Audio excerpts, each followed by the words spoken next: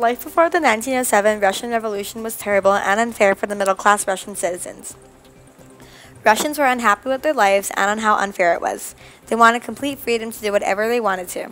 There were two main classes, Tsars and serfs. People who weren't Tsars or powerful, rich Russian leaders were serfs. Serfs worked on the land and had very few rights. Serfs could be bought and sold like property. Even after the serfs were saved by Alexander Tsar II, the average Russian person was poor because the Tsars and nobles took all the good stuff and ruled the land. Average Russian people wanted change. Their attempts to get change included acts of violence. Since the normal people wanted more rights, they started killing people.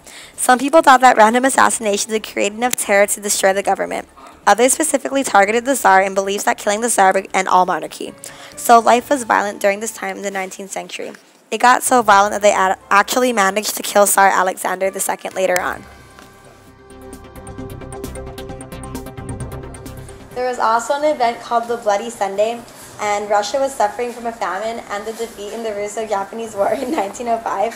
So on January 22nd, 1905, 200,000 workers and their families followed Russian Orthodox priest Gregory A. Gapin in a protest, and they were actually going to the White Winter Palace to protest against the Tsar. But the palace guards opened fire, killing over 300 people and wounding even more. And so the news of the Bloody Sunday started spreading around the world, and this caused nothing but chaos, and life was just really unfair for the Russian people. Analogy for capitalism is you have a farm with lots of crops and you can sell the crops and take the profit and food from it because you own that farm. Socialism is you have a farm and the government takes your farm and everybody else's farm, and you have to take care of the crops, but the government gives you a lot of food.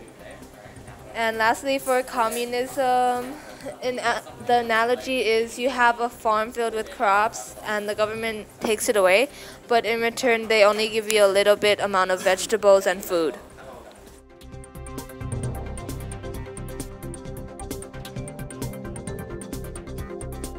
Capitalism helps innovation and economic growth because there's more wealth for the rich and the poor with better living styles, and this system is very efficient because there's more incentives for the people. And so this allows more freedom for the people of Russia, since before there was a lot of rebellion because of strict policies from the Tsar. Capitalism is like your metabolism. It's good for you.